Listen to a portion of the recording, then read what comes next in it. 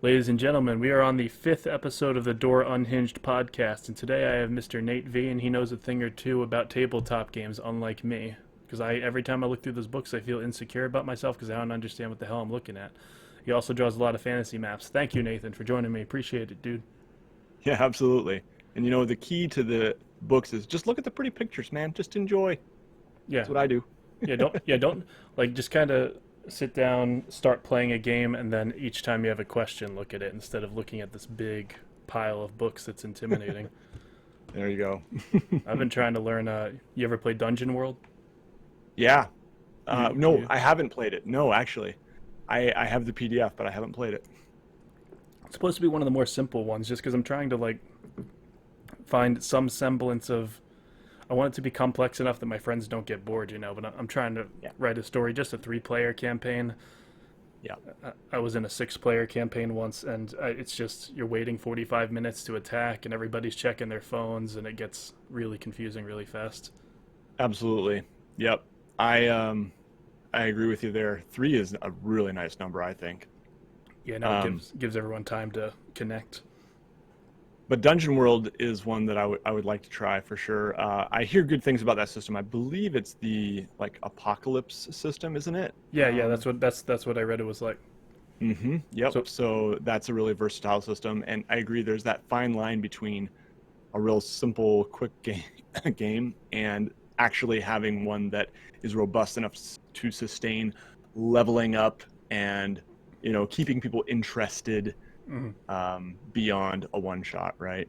Yeah, Um, it's like a so game. Just any you play anything long enough, whether it's a tabletop or a game, and then you start to see the patterns, and you're like, "Oh shit, this is all there is, isn't it?" yeah, exactly. Yeah. So I've anyway, people do big campaigns with that one, and I know it holds up to that quite well. So. Oh, you think it suits itself to longer campaigns? I heard that it was better to keep those short for Apocalypse. Well, I've known actually I believe the guys from I could be wrong on this, but I believe the guys from what's that podcast? Adventure Zone. I think they did like a campaign with one of those apocalypse systems, but I'm not sure. Yeah, if you take too many rules away, you just end up playing pretend. It needs Hmm. rules to be Dungeons and Dragons. That's what Right.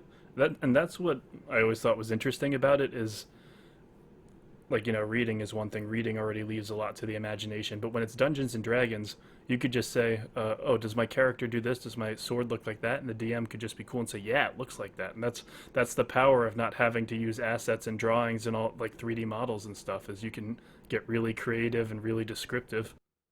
Yep. Yeah, absolutely. Yep. What would you? Have you ever been in a campaign that was just I don't know, just boring as hell, dull as hell, and it was really hard?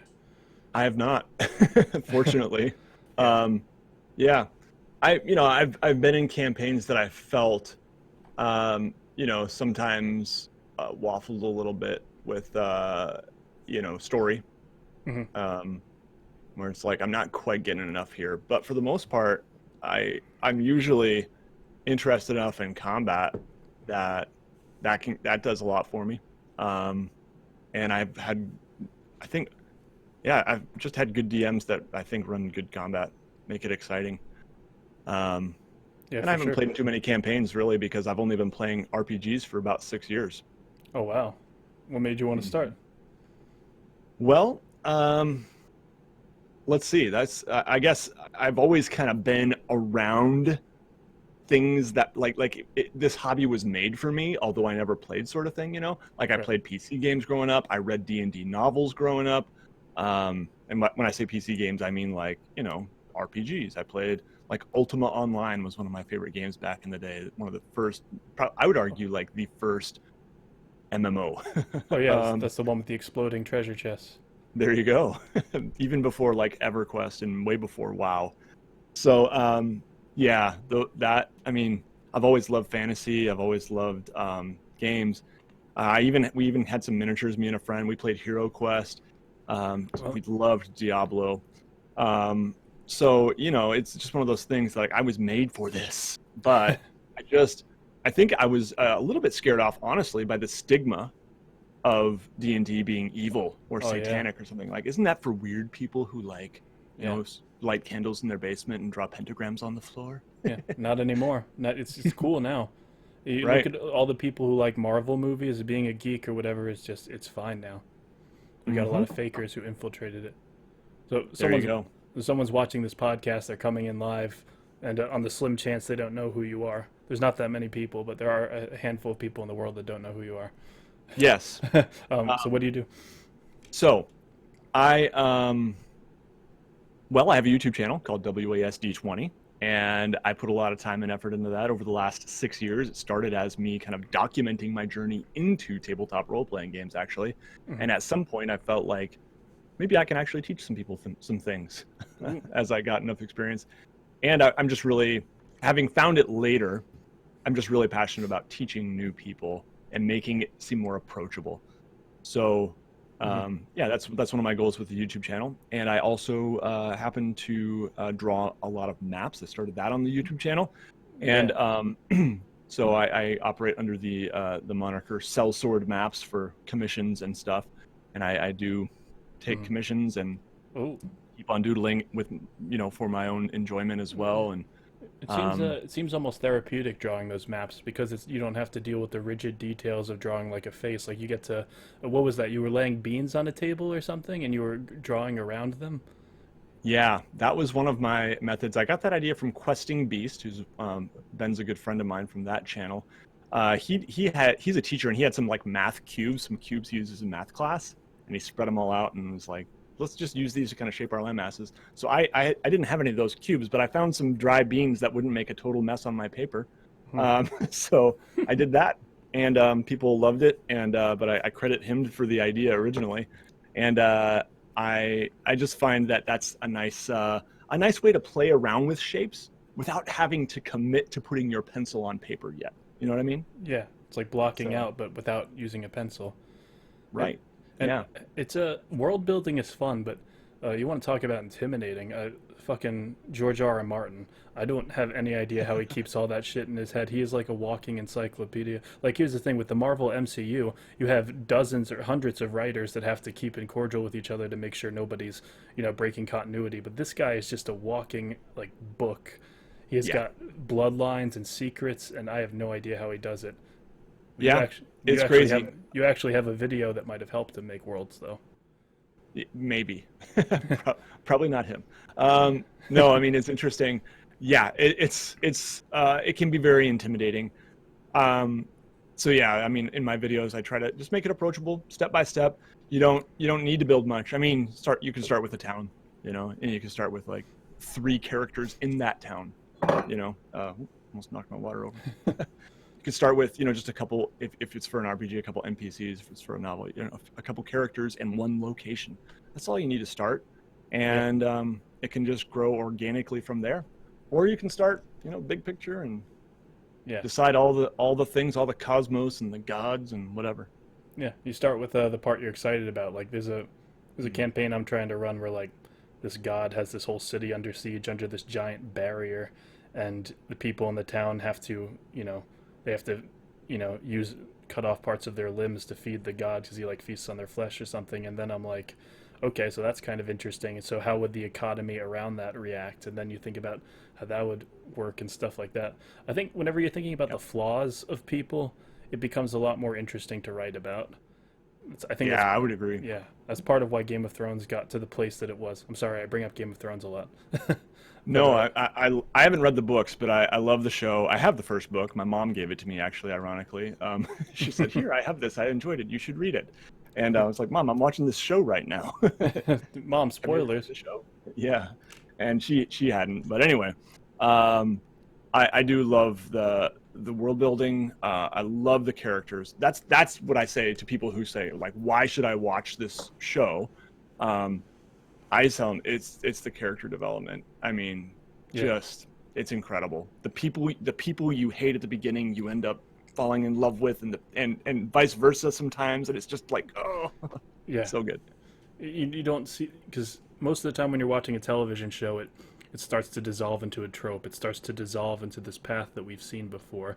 But Game of Thrones, you'd see characters making choices that made sense, even if it meant that characters that used to be main characters died. And that was something that really fell off towards the end of the show, unfortunately. But in those early seasons, to see certain people, get killed, and people that you fucking hated stick around as long as they did, it was a feeling I never felt anywhere with other television. Yeah. And I think that Yeah.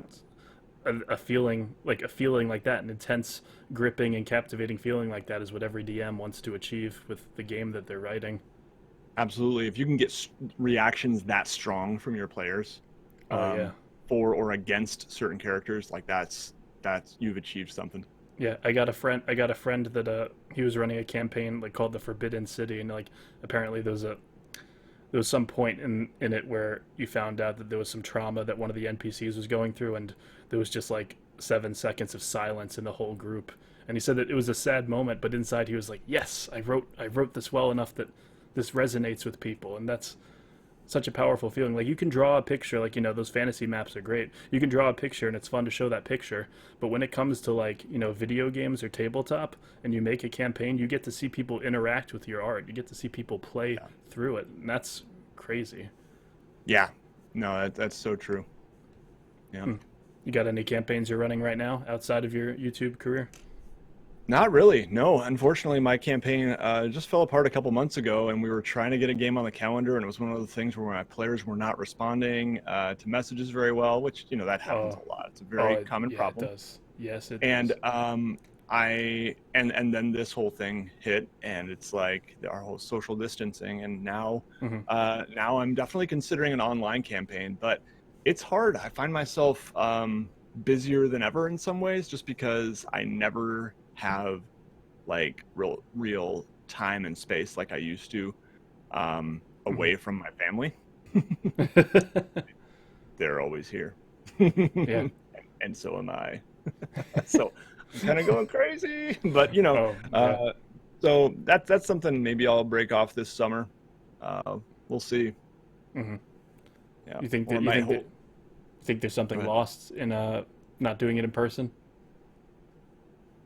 Sure, but yes, but I think that there is as much, if not more, to gain by going online. And what I mean by that is, you can find people online who you connect with, more than and maybe it's just your styles of play jive so well together, Hmm. and you just have this amazing synergy and chemistry that's like, wow, this is great, we're loving this, that you can't find in just people if you're just playing with people from your city or whatever, right? um, or that would be harder to find. So I think that that's the big advantage. So I have had the privilege of playing in an online campaign with people who are now my best friends. We had a one shot, we kept it going, Hmm. and these guys, they're some of my best friends now, and Wow. we're all spread across different parts of the U.S. and different time zones, and so yeah, I don't. So it's hard for me to say because that game is the best game I've ever been a part of. That I'm losing something, and it's an Yeah. online game. Yeah. There's definitely advantages to it. You get to go online and cultivate like your interests, find a group of people who have very similar interests, and run a campaign in that way. Yeah, You also get people from completely different backgrounds surprisingly coming together for D&D. You might have someone who just some 45-year-old dude works at a grocery store that hasn't played a video game a day in his life, and then he comes home and plays D&D on the computer. And yep. it seems imaginary. It really does. Yeah, no, absolutely. And I think, yeah, all people from different walks of life, different countries, even I've, gotten to play with people from Ireland and Australia, and yeah, it's great. So, but certainly there is something nice about being at a table together, sharing food together is something, there's something, breaking bread. It's Hmm. something, there's something powerful in that. And just kind of having that like downtime when like a couple people Hmm. show up and you're waiting for that one dude and you got like, well, he's running late, so we got 20 minutes and we're just getting caught up on life, and Yeah, just talking and hanging out. yeah. There's two Love things it. I want to do when the pandemic's over. I want to give my mom a hug, and I want to go to a restaurant. Those are the two Oh things. man. Those are the two things I want to do. I miss going to a restaurant and like just it's funny. I usually am not a big like chain person. I like try to support my like local restaurants. But the week that things started getting a little hairy here in the U.S. and in Michigan, it was my wife's birthday, and we were going to go to Red Robin for her birthday, Oh damn. and we canceled. And I just keep picturing going to Red Robin as soon as it's over and getting those bottomless fries. Just keep on bringing those Yeah. fries, man. Hell yeah. Get a big burger. Do they have Cajun fries? I don't know what they have. They're just like seasoned fries. There's some kind of, reddish Oh man. seasoning. I don't know what it is. But Yeah. I'm tired of this glorified every single restaurant is a vending machine shit where Yep. they let you do it to go. It's like a dystopian future kind of thing. Yep. I know. And I can hardly bring myself. We've gotten takeout a couple times, and I want to try to support those businesses, but I also get a little paranoid about, infection the more I go out, and the more people are breathing on the things that I'm eating. Yeah, no, I got a little cousin. He doesn't have the best immune system, and I don't want to carry anything back to him for sure. I guess to bring it back to D&D, Yeah. how do you feel about tabletop games that take place in pre-established universes? For example, my friends are doing like a Star Wars campaign. Do you think it's fan fiction that's stupid, or do you think like it can be done in a way that's good? So, yeah, I mean, I think it can be great. The Star Wars universe is one that I feel is, if you want to run a Star Wars game, like, I think, You can yes, do anything. absolutely. You can do Um, anything. It's a whole universe. yeah, exactly. And so that's the beauty of that, is you're running it in a system, or in a pre-established setting, but yes, creating new systems and worlds, and yeah, like, that's Star Wars universe is ripe for that. So that's one in particular that it makes it really easy to homebrew your own Star Wars stuff. And you're not like looking at a map and saying, well, we can only go to these places. No. um, and even on, sure, you have a game that's set on Dagobah, or whatever, Endor, whatever. You can go to a totally different part of that system that we never seen in a movie or a comic book or anything. Create your own stuff there too. Yeah. But anyway, aside from Star Wars, I find it sometimes, excuse me, intimidating to run a game in a pre-established setting, because I feel like I have to know it well enough. You know what I mean? Yeah. And I'm sometimes worried, like with Forgotten Realms or something like that. I'm sometimes worried that, like, what if my players know more about this world than I do? Mhm. So that's one of the reasons it sometimes scares me away. But at Right. the same time, even if you're running Faerun or Golarion from Pathfinder or whatever, you're kind of making your own version of it. And I think that's a good understanding to have at the table, that, Right. like, we're doing our own thing here, kind of. We're making our own. Yeah. If you're ever afraid of trouncing on continuity in Star Wars, you can always just go a million years back, There because you go. Old Republic, if it gets old enough, you have like those weird proto sabers where the lightsabers like tied to their waist because they didn't invent lightsabers yet. You get weird shit when you go back in Star Wars. There you go. Yeah. Yeah. And I always Yeah. said that if I was gonna run a Game of Thrones campaign, there's like this giant jungle continent that has like literal dinosaurs on it. That Hmm. George R. R. Martin went out of his way to say that we will never do stories here. This is just flavor.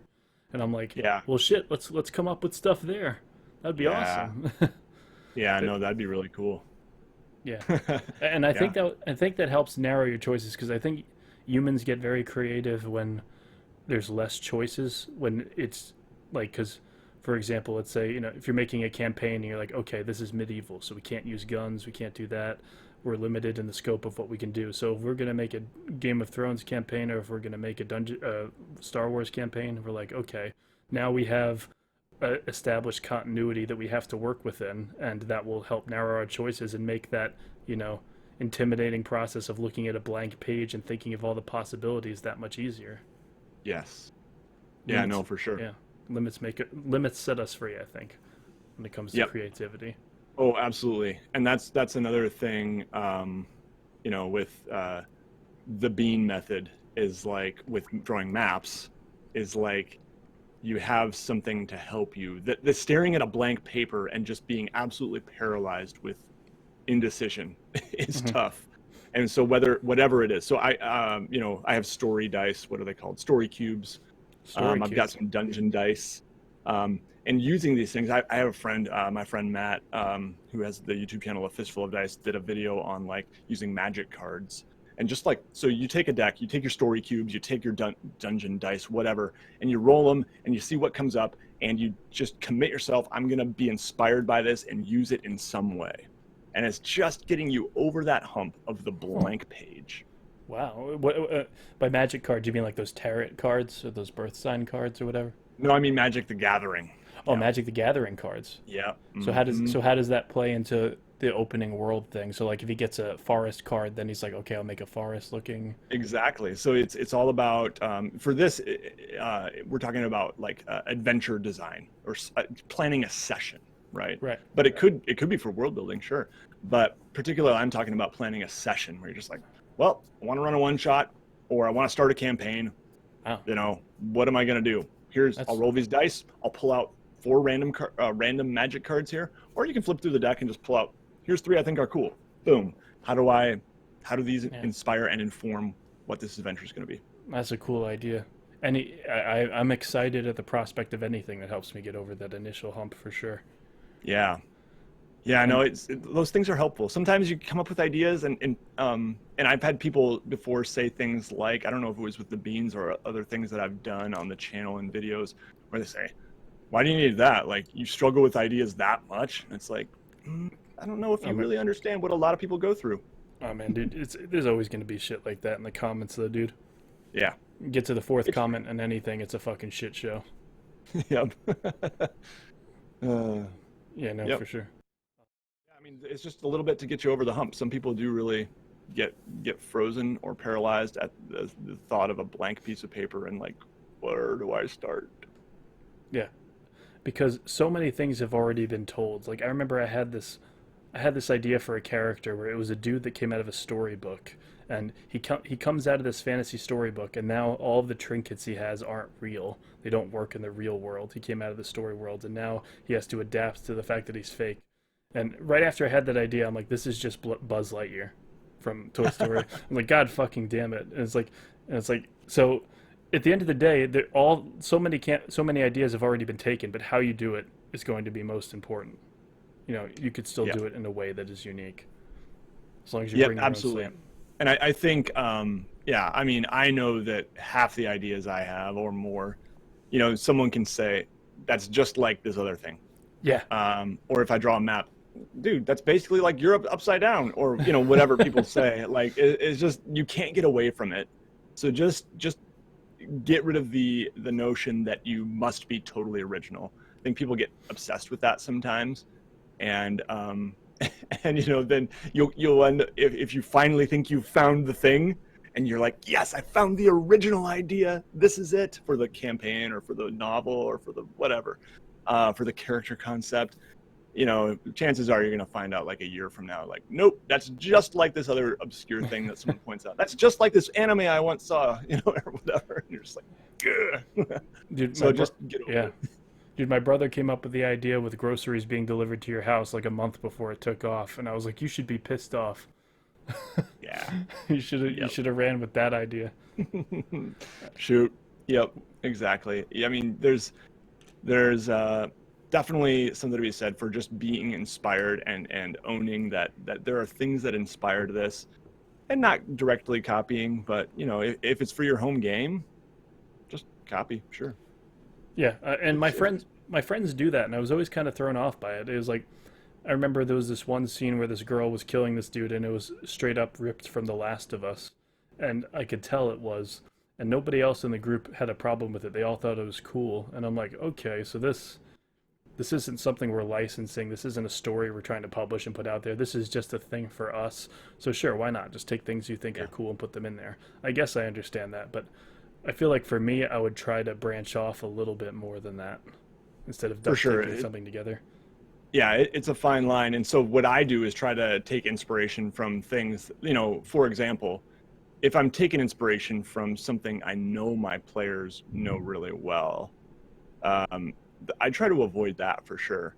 if I am running a D&D game, let's go back to Game of Thrones a second. If I'm running a D&D game and I take something for my Saturday D&D game that was just on the last episode of Game of Thrones that I know my players are watching too, and I'm like, that was awesome, I can kind of do that in my game and take that same concept. No, I'm not going to do that, right? But I might take something from season 1, or I might take, and here's another key is reskinning stuff. It's totally different. So my friend Matt, who I talk about a lot because he's awesome, and he's a great DM, he took a scene from Saving Private Ryan. Ooh. And we didn't know about it, but he told us after the fact. I was really inspired by this scene from Saving Private Ryan for this, we were in this battle in these ruins basically, and climbing this tower that's ruined tower, and the other guys were having a battle down below, and it was totally like. And he made it medieval fantasy. Exactly. So it's like, wow. it's so different. It's such a different setting that you would never think that it's from Saving Private Ryan. Yeah. But then he ruined it and told us. No, I'm kidding. It was fine.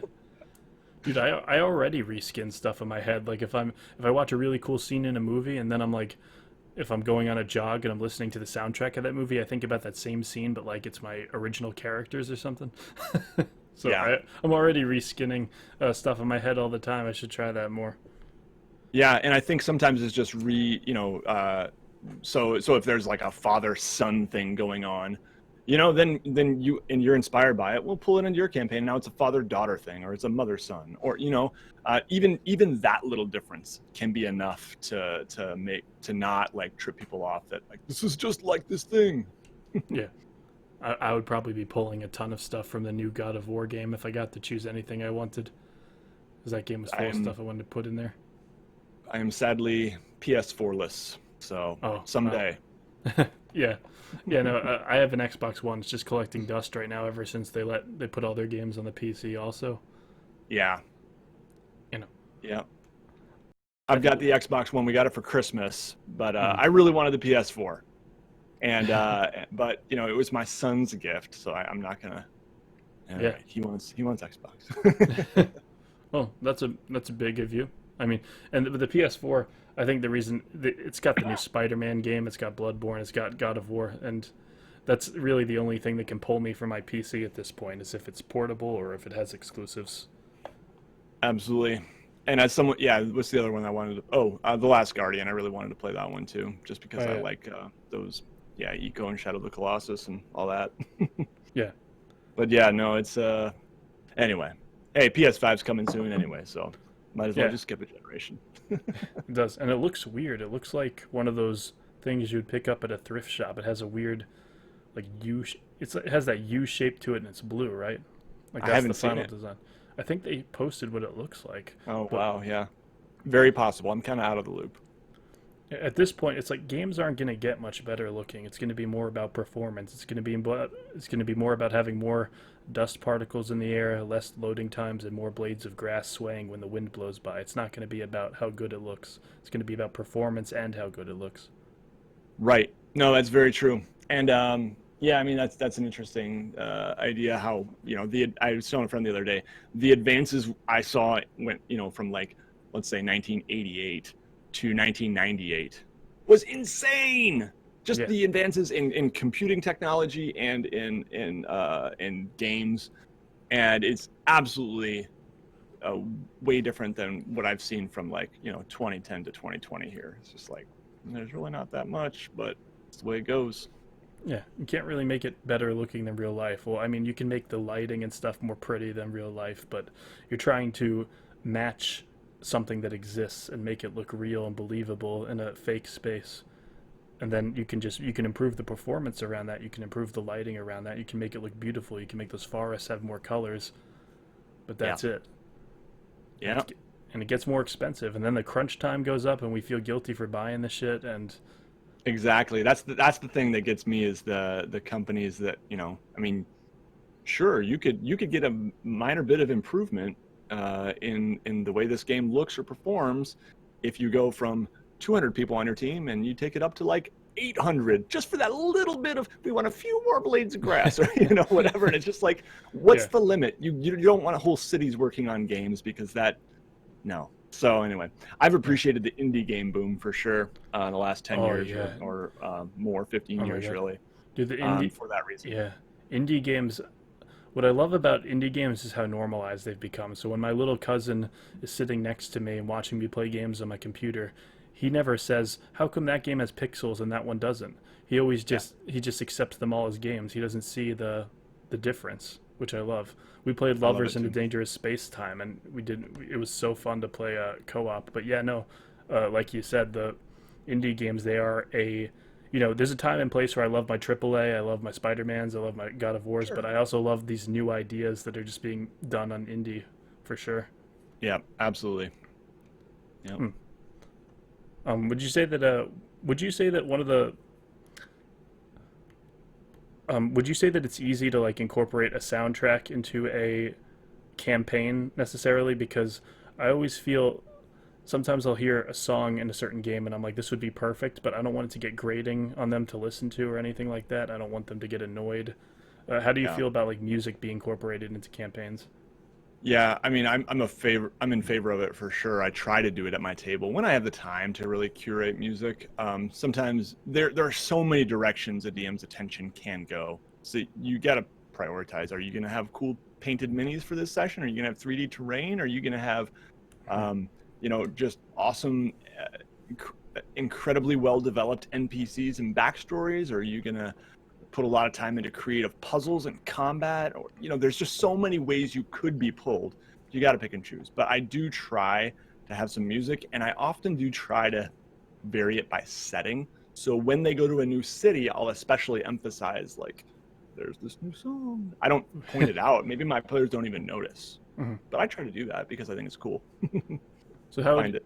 you Go ahead. do it like in person? Like, is there like an app on a phone called like is there some app called Dungeon DJ or something like that where you could have song come in ambiently and Yes, there are some of those apps, and Sirenscape is one of the more well-known ones, and it's really good. it is? And it's got, yeah, you could combat, you can layer stuff, so you got your combat music, and then now it's raining, and there's a little bit of thunder, and you can like set how often Ooh, you want it to come in, and all this stuff.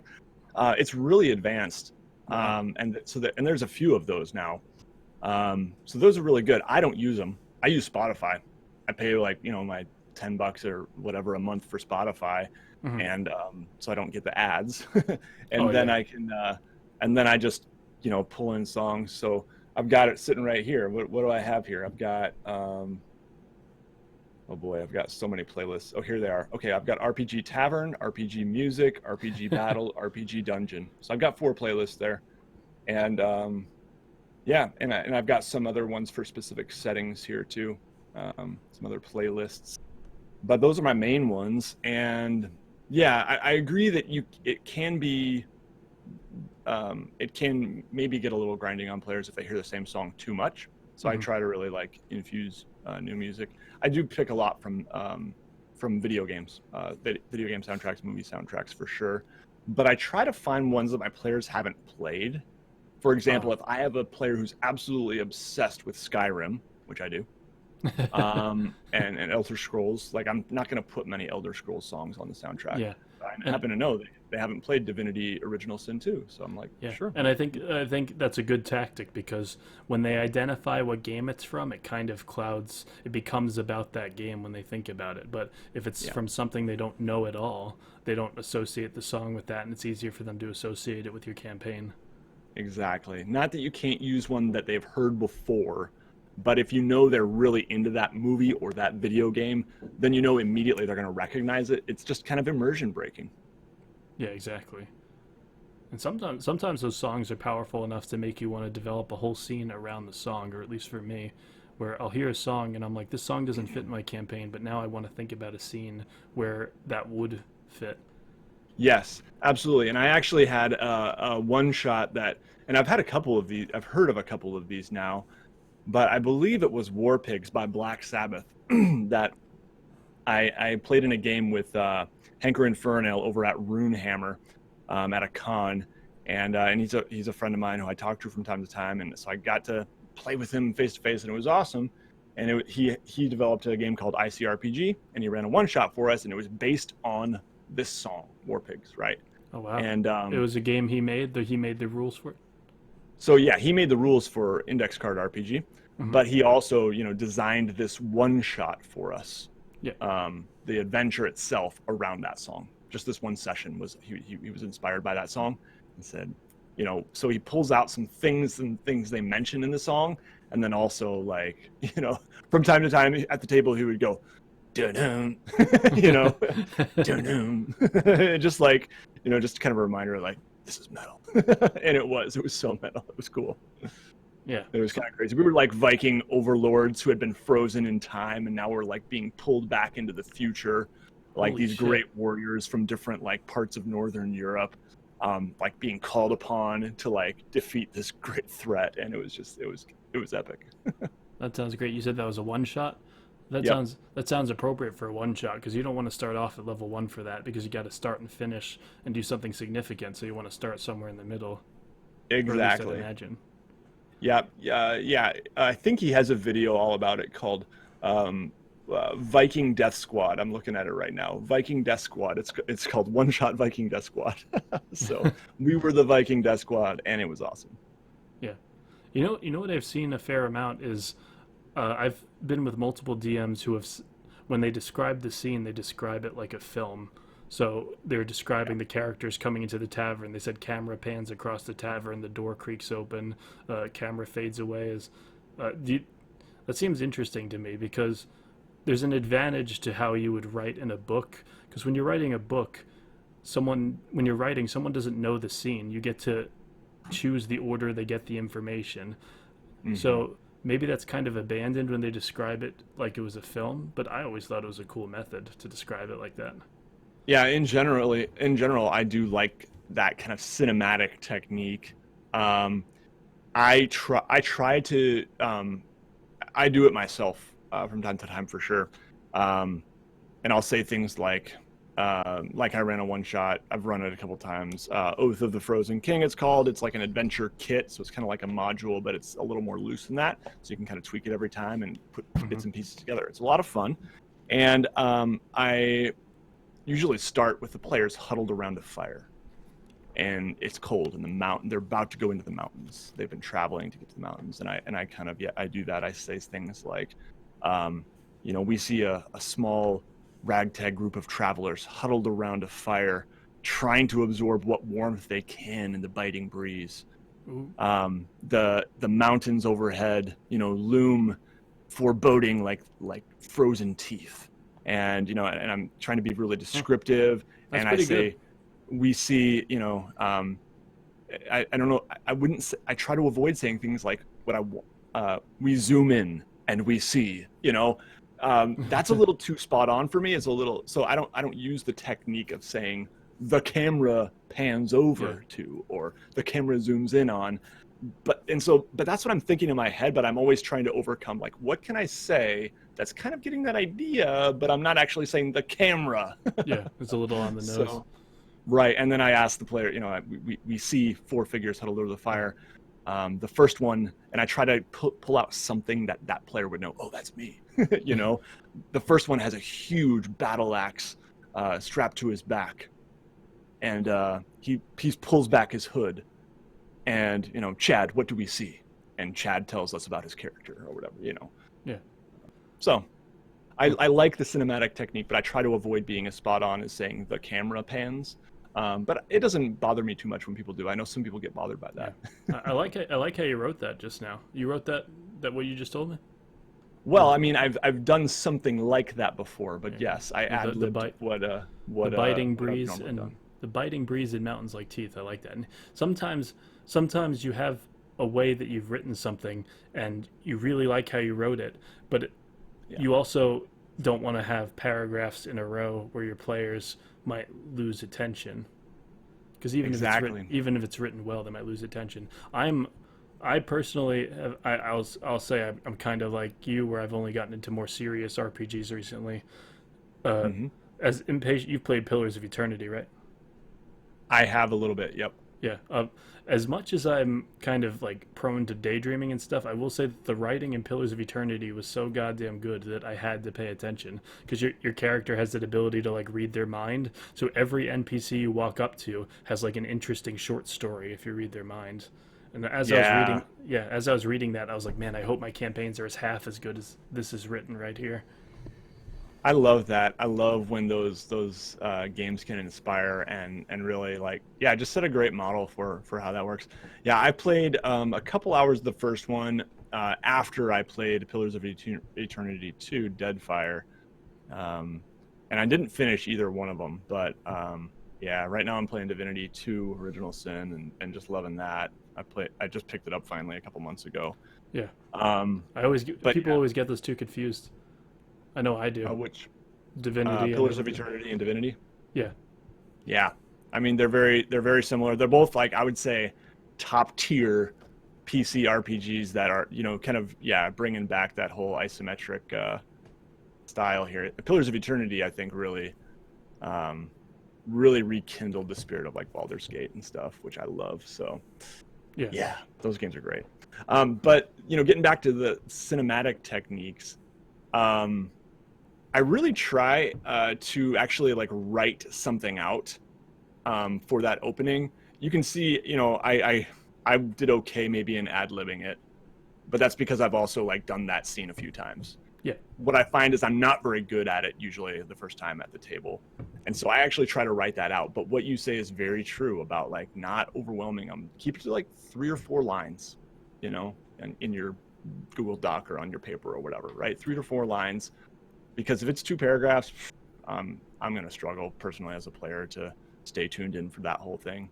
yeah, So I try to keep it really brief. And I also try to maybe write, I don't know how the session is going to end necessarily, but I try to pick what do I know, and I try to write a little outro if I have time too, because I really think nailing that beginning can just you're in, and nailing the ending can just leave players like, man, hell yeah, that was awesome. yeah. And it's for me the beginning of a campaign can really be difficult because, or just the beginning of a movie or a game or anything, because until you care about the characters, it's hard to be addicted to whatever the world is. So I find myself not caring about. I think that's just how it is for most people. Is they might not care about the story until they're a handful of episodes in. So it's hard to write a story or an opening scene in a way that's so good that they instantly care. I guess it's different because they wrote the characters. It's going to be different from other mediums. Yeah, totally. No, I think you're right. And so, yeah, that's really, I think the best method is to, if you're going to do a lot of exposition and lore, you got to wait till they're invested, and it's better to do it bit by bit throughout. Um, and it doesn't hurt sometimes, like even as a player, like I don't mind if a DM sends me like a paragraph or half a page or a page between sessions either. Like, that book on this thing that you found, well, here's a little like synopsis of what your character learned from that, about the ancient curse or whatever. Yeah. It's also fun to bring a serious. I guess most things try and do this. It's fun to bring a serious message to your campaign. Just with any story, it's fun to have an underlying thing like this has a reason to exist. This isn't just a story for the sake of being a story. This is a theme that you can take away, and an English teacher can point at it and have fun because there's something serious. Yeah, I mean, yeah, you bring up an interesting point. The English teacher can point to, right? I think that sets a high standard for like storytelling. That like, hey, don't just think of yourself as like you're a dungeon master and you're running I'm just running some D&D. No, you are a storyteller. And maybe some games don't emphasize that as much, and some, depending on your table and your DM and your players, like sure, Mm-hmm. do your own style, but there's an opportunity there for sure to tell really meaningful stories with like heavy themes that are just cool and kindle something special. So Yeah, light the spark. yeah, because it can feel empty if you don't do that. It can feel uh, maybe more like a child's tale. Not there's a time and place for that for sure, but it's the underlying theme of Breaking Bad was that actions have consequences, and Yeah, it's great to have a good story, but to have this like strong message beating at the heart of it, I think will usually make the story better, and just having something to take out of the story is also good. for sure. And that's, if we go back to like being inspired by stuff, I absolutely think that's the sort of thing to take inspiration from other stories. Because if you pull something like that from Breaking Bad out, and that's kind of the theme of your story, that might be miserable for your players. Just want to point that out, that like it's a downward spiral story. Watching Ozark too, and it's a downward spiral show. Like they're getting deeper and deeper into trouble. But there are ways you can pull that in. Maybe it's not the story of your players, maybe it is the story of an NPC in your world, though, or the king in your world, or whatever. And that's like pulling inspiration from that. Like, players aren't really going to recognize that unless you are so spot on that, like, yeah, and this prince, then he started like cooking up these drugs, and then he found this old big old wagon that he took, and they pulled it into the desert, and It's like alchemy, instead of right, meth making. There you go. But here's the problem: is you make a story that good, and then the players are dumbasses and they kill the NPC, and then you're like, oh shit, what do I write now? Yeah. That's always. How do you deal with getting thrown off like that? Like, you have to write 40 alternate endings or alternate scenes? Yeah, I mean, often I will just I'm okay with improv well enough to like just kind of, if they're traveling or they're doing something, they can perhaps have a random encounter that I can use to fill the last 30 minutes. And sometimes I try not to make my random encounters feel random. I try to make them feel like I planned them out, or that they at least feel like they have a home in this world and make sense, right? But sometimes that's what I do, is just kind of, or lean on the toolkit of things I've done in the past. But That's pretty malicious of the players you're with to deliberately see where you're trying to go and then go off the beaten path like that. Well, I wouldn't say that it has been that. It's usually a failure on my part to communicate the options well.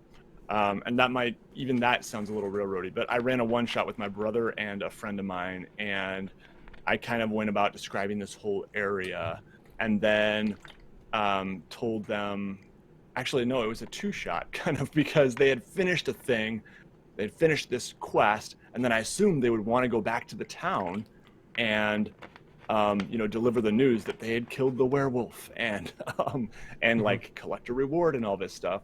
And they were kind of like, I didn't communicate that well enough, maybe that there's a reward waiting for you there, or whatever. Yeah. And they're like, actually, we kind of just want to go to this dwarven city. And I'm like, well, as you are out on the road leaving for this dwarven city, a rider gallops up to you and says, please, help, help. And it's like the next thing. And it was just like, ooh, facepalm. I did not communicate clearly enough. And so what I should have done probably is, and it's just a two-shot. If it's a sandbox campaign, that's another story. But what I should have done in hindsight is said, you return to the town after last session, carrying the werewolf's head or whatever, proof, and and you are richly rewarded, and there is a feast in your honor, or something, cheesy like that, and then kind of introduce the what I had planned for the next session in terms of like, and someone comes up to you at this feast, and and that would have been just a better job being clearer. Instead, I miscommunicated and kind of had said all this stuff about the region and the area, and there's this dwarven city to the north, and there's this and this and this, and they really latched onto that dwarven city in the north that I had nothing planned. How were they traveling? They were just traveling by horseback in that campaign? I think it was by foot, but I'm not sure. Yeah. It was, I mean, again, I don't think they had horses. This was like they're a level 3, I think, duo, and then one session, and then this was the next session, and that was what we did. Well, if they were traveling by horseback, I would have said that one of them gets like a sprained leg, and I got to go back to the town to do it. But There you go. you brought up something that I wanted to bring up is how it's kind of a dance between the DM and the player, because sometimes the players will say, "Oh, it's okay, you can control us for a little bit." So you, as a DM, temporarily control the whole party and say, "All of you go back to town." What's the term? Is there a term for that? Like when the DM does that? Well, I mean, I think most people would call it railroading, but Railroading is when there the might, Mhm. or yeah, I don't know. I don't know. DM fiat, I've heard that term used before too, but I think that might have more to do with like the DM Yeah. kind of like taking the rules, taking liberties with the rules. It Yeah, does help progress the story along for sure. It's like you, the four of you, and if I know if I was doing it because I haven't run a game yet, but I would say, all right, do all of you consent to going to the town? Everyone's okay with that? Okay, cool. And then I'll say like, okay, at any point, if I said that, like, if I said that you paraded the werewolf's head above you to get cheers from the town, you at any point you can interrupt me and say, no, no, no, my character doesn't do that. I'm like, okay, totally. I think that's a good way to go. And if it was something where it was kind of mid-session and it was like an ongoing campaign where in ongoing campaigns, I do have a higher standard for player agency. hmm For a one shot, it's kind of like, there's going to be some, I hope to give you some meaningful choices along the way, but, and the chance for you to really play your character. But at the same time, like I usually have a little more understanding with my players that like, here's the next scene sort of thing. yeah.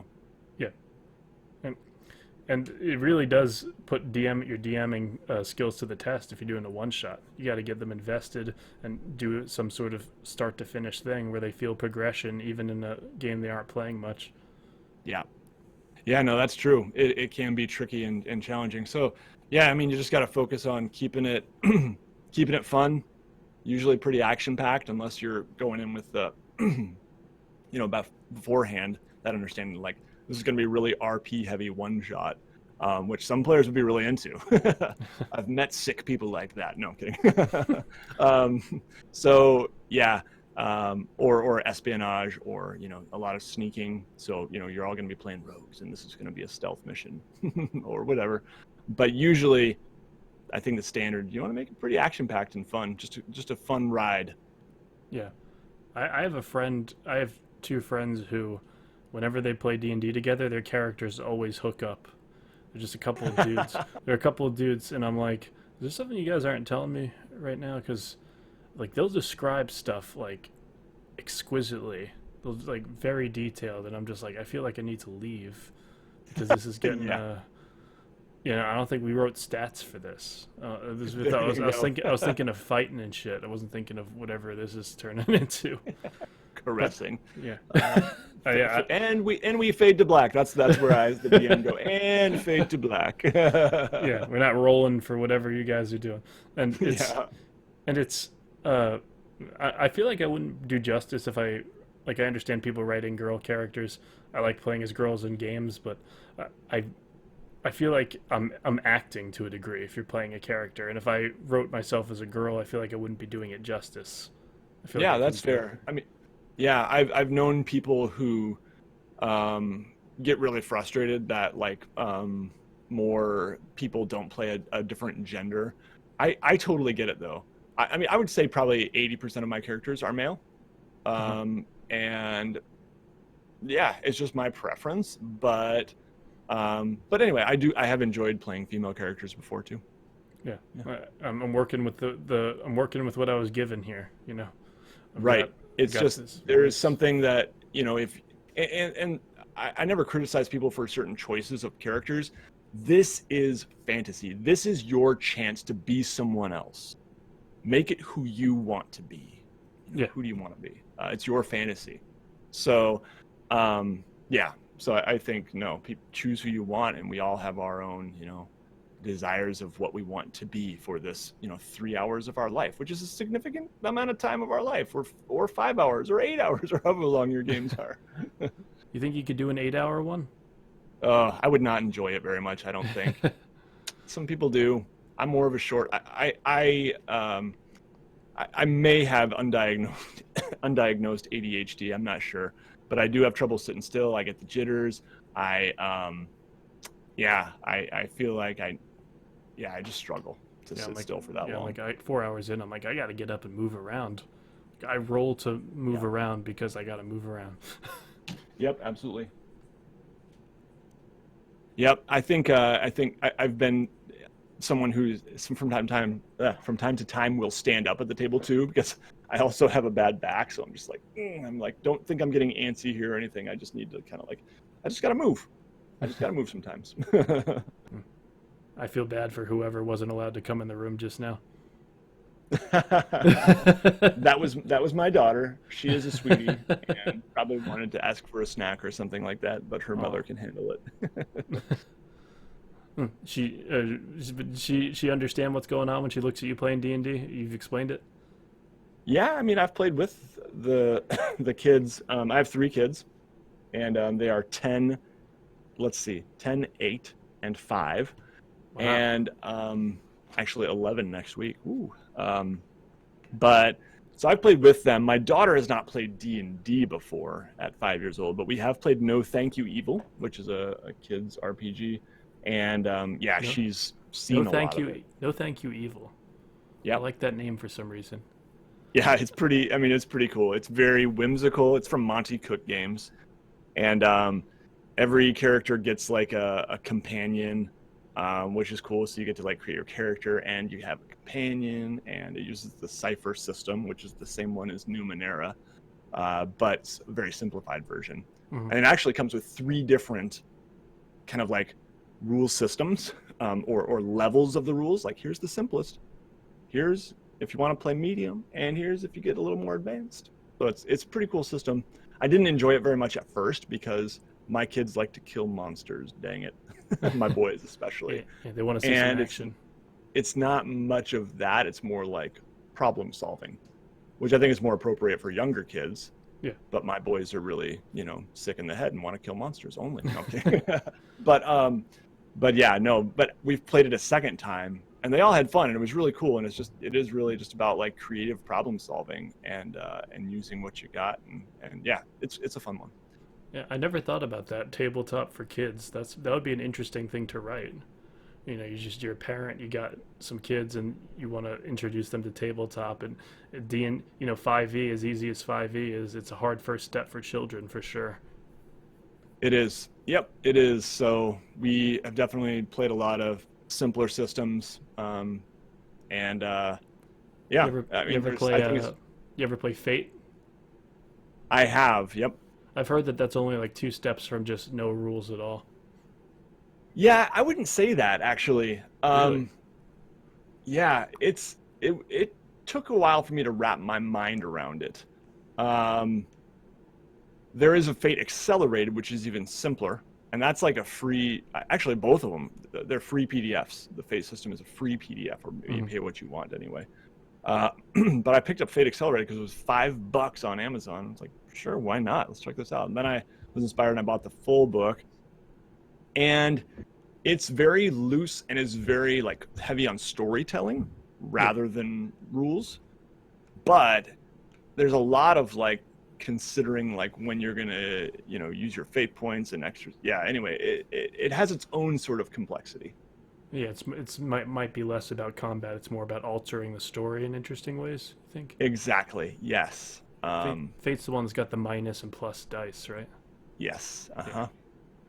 Yeah. It is definitely more rules light than 5e, I would say, but um, I have played simpler. I'll say that. I've definitely played simpler systems.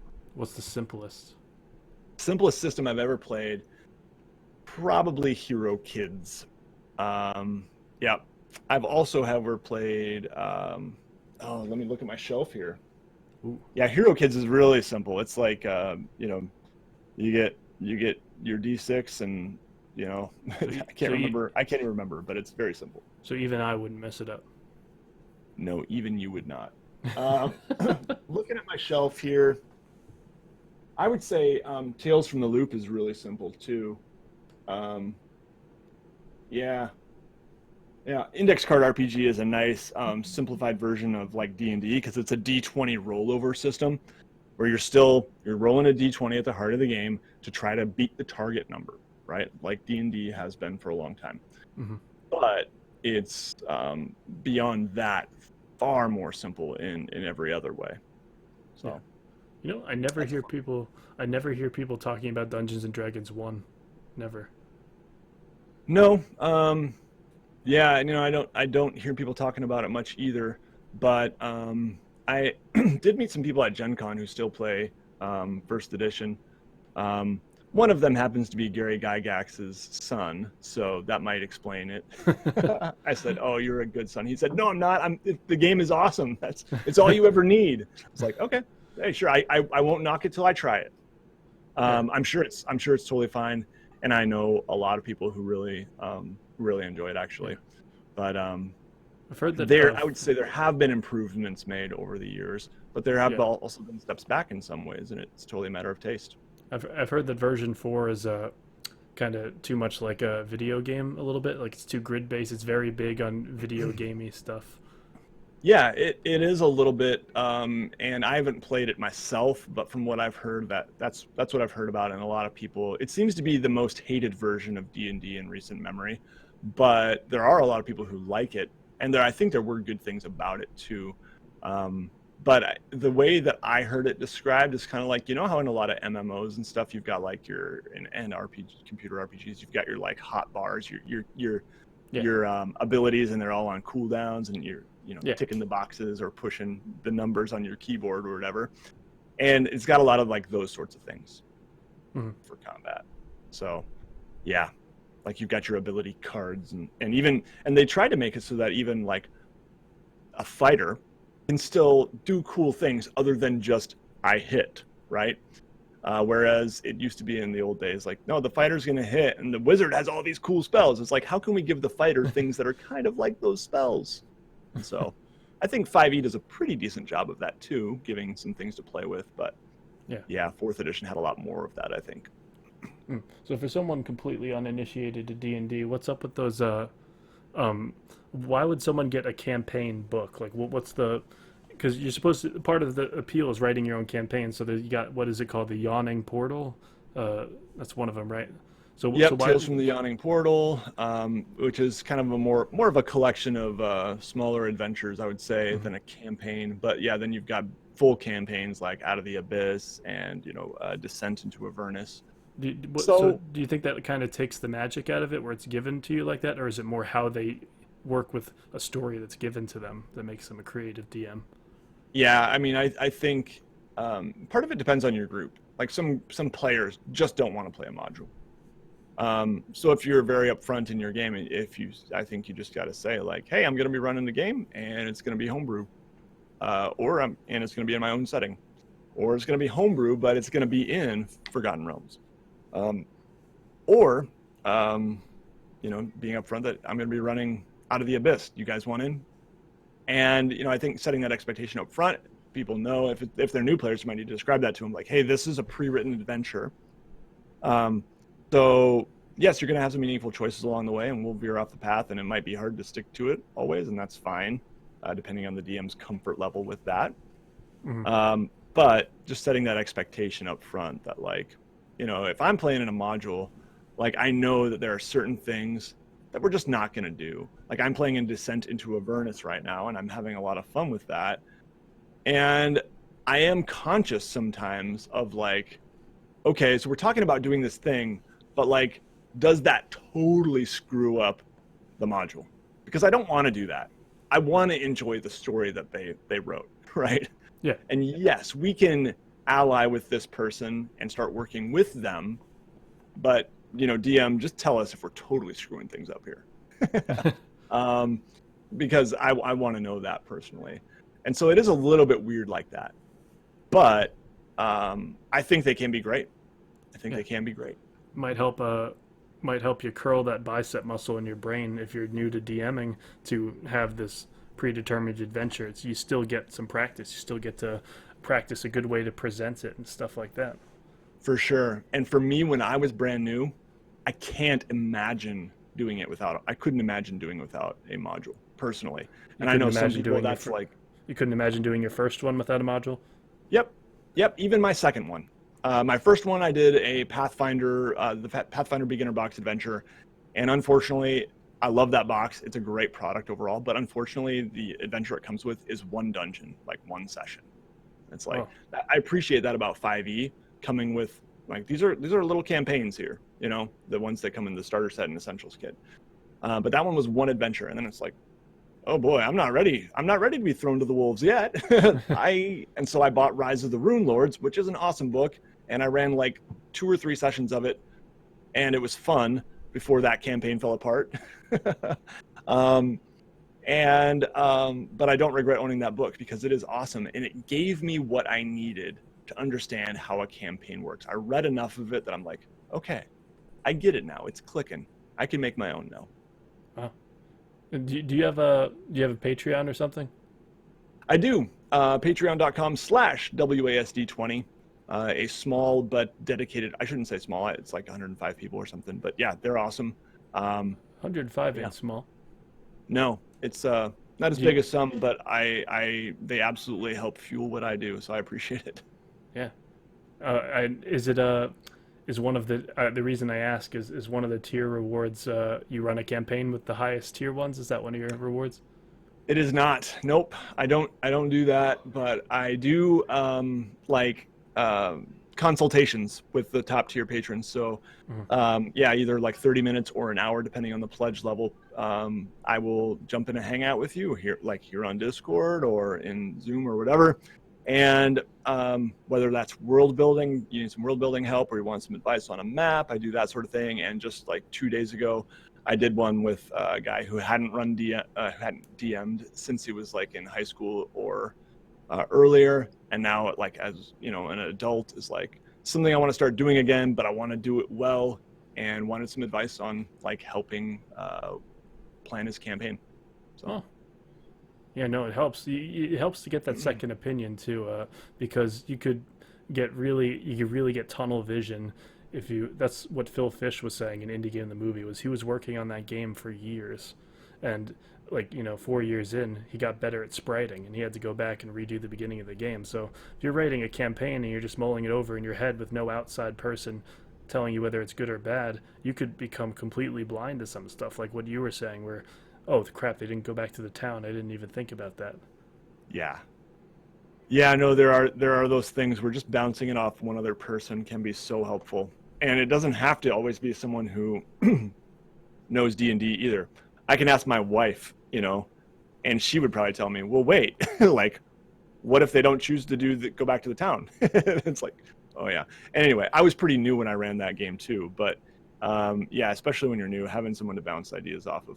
And I just find personally, like with going back to the whole module thing, I just lacked confidence. Like I felt like that was so helpful in just giving me the confidence that like, okay, this kind of is like I thought it was, and I think I could have probably done it, but now I feel much more confident that I can do it.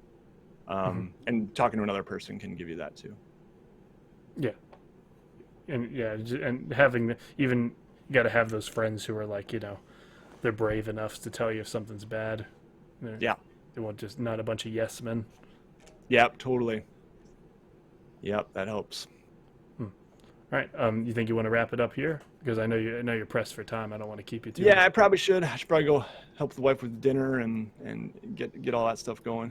All right, I got you. Well, thanks so much for stopping by, man. You got anything else you want to plug? Any other videos that are coming up? More videos coming up, but nothing specific really. Yeah. I appreciate you having me, and I guess I will give a plug. I did think of something. Jasper's Game Day is a really cool event that is happening. I think it's next week. It's not a game day anymore. It's like a big event. And this year it's all online, obviously. Yep. And it is raising money for suicide prevention. Yeah, it's a great cause. And I will be playing in a game next week. Let's see, when is it?